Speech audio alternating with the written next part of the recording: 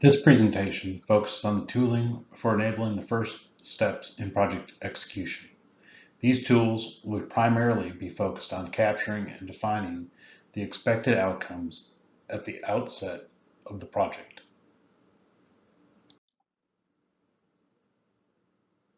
Project Management Lifecycle. Before digging into the tools that are helpful in the initiate phase of a project lifecycle, it is helpful to level set on the vocabulary we use to talk about the same lifecycle. The terms here are less important than the process. A project will often go through these stages, which look a lot like the system's development lifecycle. A project starts in the initiate phase, where feasibility is determined. The desired outcome is defined and the scope is set. Then, through one or more iterations, the plan, execute, and control phase are completed until the scope is completely fulfilled. We're going to see throughout the course of our study that this pattern exists in nearly every development project, regardless of the execution principles. In other words, using either the waterfall or agile approach, there still exists a project setup phase, that is the initiate phase, prior to the planning effort. The difference is that in a waterfall approach, the planning phase must be fully completed before moving on to the execution or development phases, while using agile, each iteration includes a bit of planning, execution, and deployment.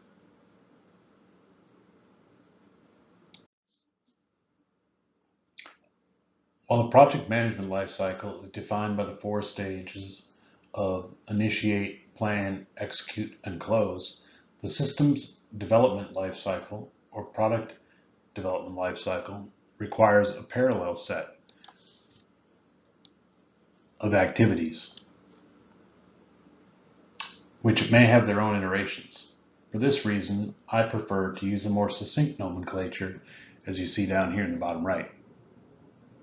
Starting with the envisioning and then moving on through planning and development, testing and deployment, and finally, operations.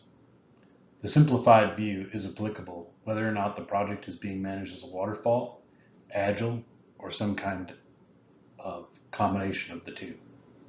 The important aspect is that project management, that is the oversight to ensure that the scope is being met, stakeholders are kept informed, and tasks are being completed, which move the project toward the desired outcome. It's important that this happens throughout the life cycle of a project and systems development together.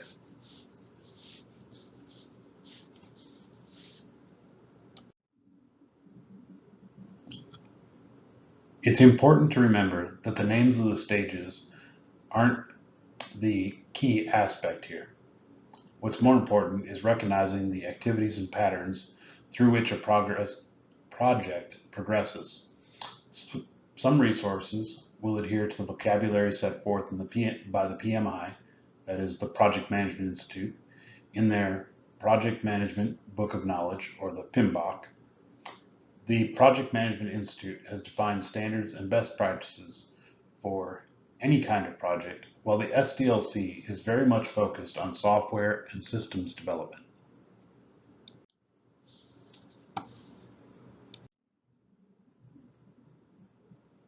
Project tools. Software development tools are used to move a product through the development lifecycle. Tools range from simple documents and spreadsheets to complex integrated systems which manage requirements, issues, and work tracking along with the processes required for executing the various stages. Given the array of tools available, often a methodology or approach can be used to further clarify the specific tools for a given task which works well with the other tools. For instance, Microsoft's Azure DevOps platform provides issue tracking, a wiki for capturing team knowledge, a code repository, and iteration management through sprints and tasks. Similar tool sets from other vendors fill the same types of services. Oftentimes, it's the ecosystem that one team or organization buys into that helps to shape the overall process and set of tools that are of use.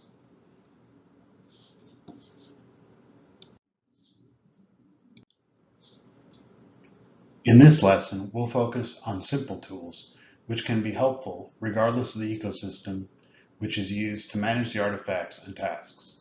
Specifically, we are focused on the tools that help in the initiation and planning phases. These tools are independent even of the approach to manage the project lifecycle. This course is focused on the systems analysis and design aspects of the software development lifecycle and the tools associated with these aspects. Throughout the execution of the project, you'll have the opportunity to explore tools for development, testing, and deployment as well, but we won't talk about them in detail.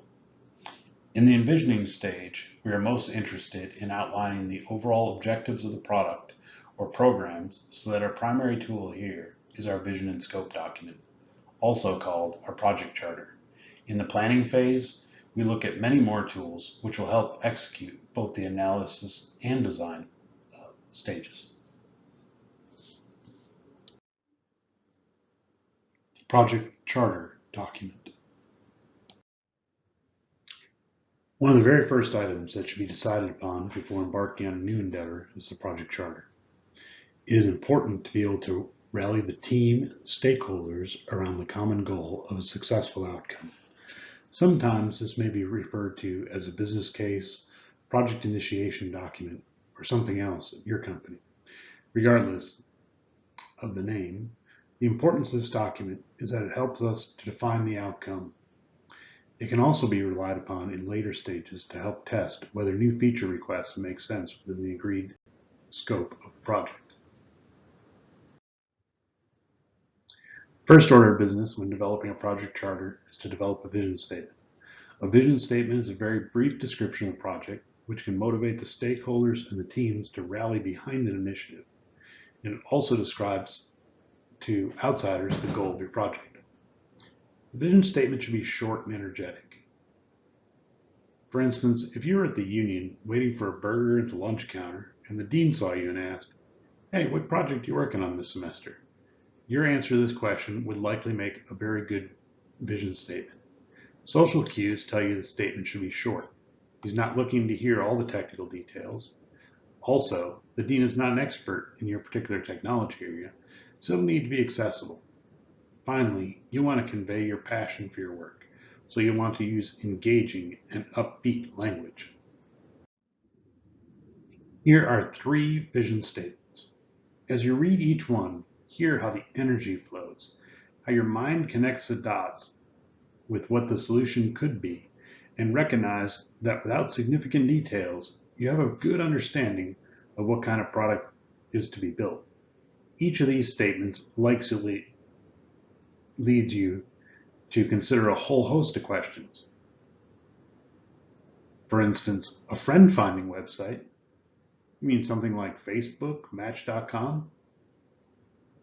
What city services? Parking tickets? Pet licenses? Which departments will this affect? The third one, a better LinkedIn, like for students? That's interesting. Will it be only open to students? How is this going to be monetized? These are great questions and really just the tip of the iceberg for the information we need before we start the project. Take a second, read these out loud, then see what kind of questions they bring to your mind.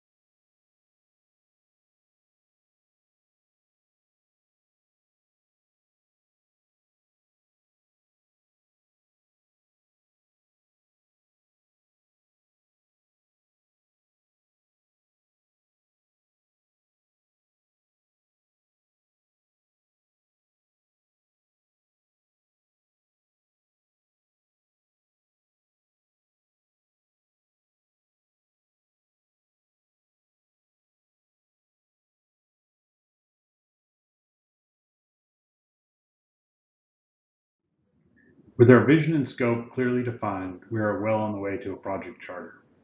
These two items, sometimes captured in a separate vision and scope document, ensures that all the stakeholders are on the same page as what's to be delivered.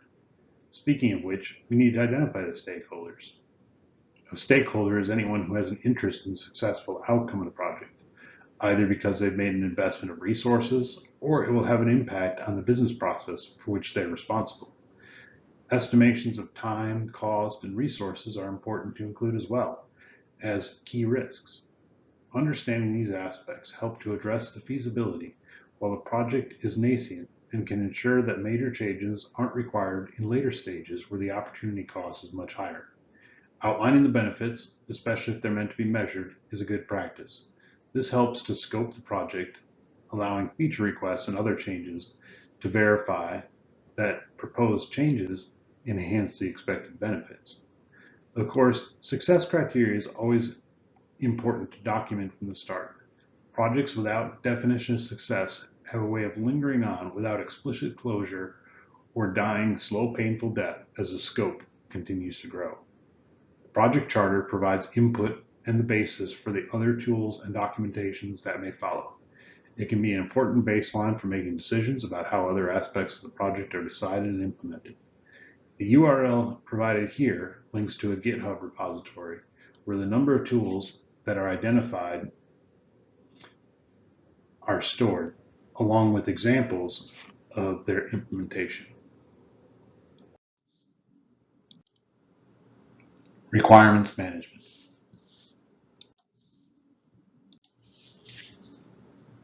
Once the scope and outcomes have been defined, there'll be a need to gather the requirements of the system, some way to manage the descriptive aspects of the system.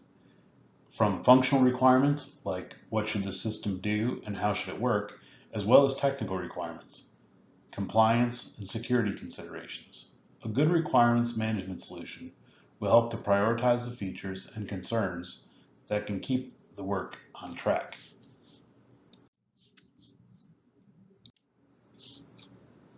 One way to capture requirements is to use the traceability matrix, which can be seen as a simple spreadsheet or as complex as a software development management tool. Many requirement tracing tools also serve as an issue management tools, so bugs, features, and requirements are identified so they can be assigned specific work periods, iterations, or sprints as tasks are managed. Again, a simple requirements management spreadsheet is available in the sample repository, but also the repository itself uses the built-in management tools from GitHub to manage the requirements, issues, and features of the repository as its own project.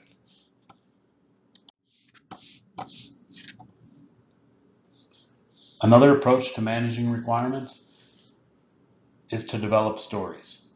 User stories are written in a way that's sometimes more accessible to a wider audience, using regular phrases like, as a particular kind of user, and I would like to, and in order to. Defining stories in this way can help make clear what the user can expect from the system when a particular feature is finished. Stories should be detailed enough to give direction to the person developing the feature, allowing them to detail the effort in tasks. And collecting linked or related stories in larger narratives called epics and themes help to craft an overall view of the project. We will spend a significant amount of time in another presentation delving into how to think about and develop user stories, epics, features, and tasks, along with more details around the gathering and developing requirements.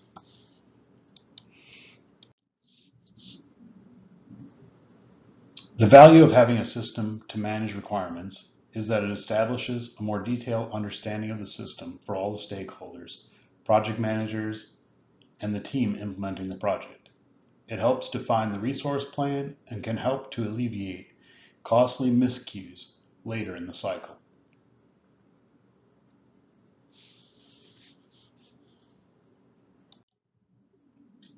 Stakeholder analysis. A stakeholder analysis is a tool often used by a project manager in a more private mode. That is, it's not necessarily something that needs to be collaborated on with the team, but rather it's a tool that can help a project manager to assess buy-in and help set priorities.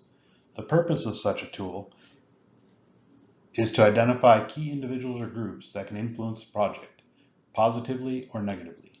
Stakeholders are any person or group that have an interest or influence over the outcome. So the purpose of this analysis utility is to identify where effort is needed to manage the influence or interest in the project. This can be to raise the interest in order to gain more support or decrease the influence to divert unwanted input or distractions.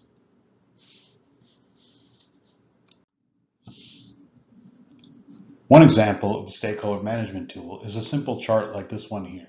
Stakeholders can be slotted into the appropriate quadrant based on their interest and influence. Often, management happens by looking at where a stakeholder is on the diagram, comparing to where you need them to be. Once stakeholders can be confidently mapped in the desired quadrant, it becomes much more clear how much time and effort is required to interact with that stakeholder. For instance, if the VP of HR has allocated budget for the implementation of a new people management system, then they are likely in the high interest and high power category, and we'll want to manage them very closely. Their communication should be a high priority for the project team. Meanwhile, a recruiter in HR that takes an interest in how the system will work but can't influence the budget might warrant regular updates, but not necessarily be involved in day-to-day decision making. In this scenario, a CIO that is also interested in making this project successful has the power to allocate resources, but has a lower interest because it's one of many priorities that they may be managing. In this case, we're going to want to make sure that we can keep that CIO satisfied with our results and ensure that his or her reputation remains well intact. Stakeholder management is a key input into the communication plan. It helps the project manager to determine where there is support or resistance. A well-understood stakeholder management plan keeps the project on track, constituents happy, while managing priorities much easier, especially if there is discord or diverging opinions.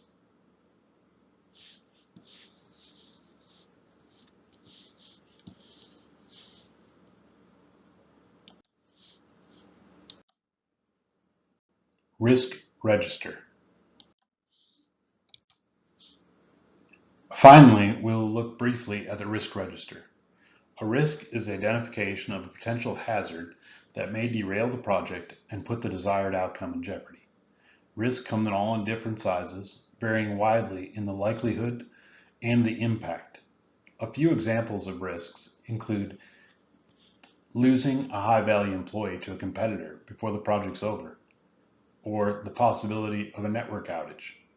The purpose of a risk register is to identify all the things that could go wrong, identify the most likely things that could go wrong, and develop a plan to avoid the risk through mitigation, as well as a plan to deal with the fallout if the risk comes to pass, called a contingency. Not all risks that are identified need to be addressed with a plan, but having identified risks will allow a team to prioritize which ones are most likely or most impactful and ensure a project stays on track and handles hiccups with confidence.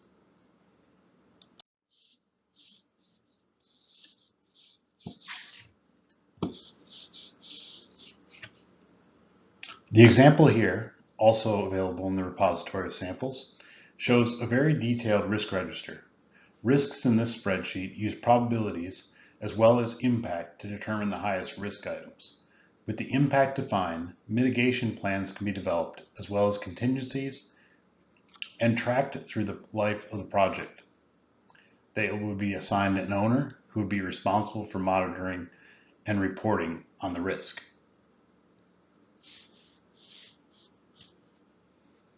Also note, risk impact and probability may change as a project goes along, so it's useful to review your risk register regularly.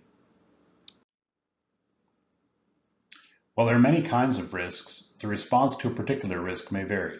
Some risks may warrant taking evasive action, that is, planning to actively avoid seeing the risk come true by either restructuring the project to avoid it completely. Other risks may be deemed acceptable. They have a low likelihood of happening or a low impact. Other risks have a high probability of happening, but the impact is low. In these cases, we may create a contingency such that if the risk happens, we simply execute a plan that circumvents the worst of the outcomes. There are risks which have a great impact, but the probability is too low to warrant taking action. So that in those cases, transferring the risk might be a better choice. A risk register is a valuable tool that can help to ensure that there is a plan in place before bad things happen. Oftentimes, considering the most likely risks early on can help in defining a project's feasibility. Good mitigation plans can influence the design early in the process, before the cost of the impact or changes to mitigate after an impact might have occurred and will raise the cost of making those changes much higher. Well-prepared project managers that have risk plans handle high-pressure situations with calm and rehearsed reactions based on a pre-prescribed plan rather than having to scramble to find solutions when the impact cost is accruing. In this presentation, we've talked about a few tools which can be helpful in getting the project off on the right foot. The tools we've identified here are applicable regardless of your software development approach and can be as simple as spreadsheets and documents or as complex as complete project management suites. Not all tools will be helpful for all projects, and so project managers should be practiced in using a variety of approaches and tooling to be ready for many different situations. The tools we've described are intended to be they're intended to blunt the impact of undesirable diversions later in the project when changes are much more expensive to implement.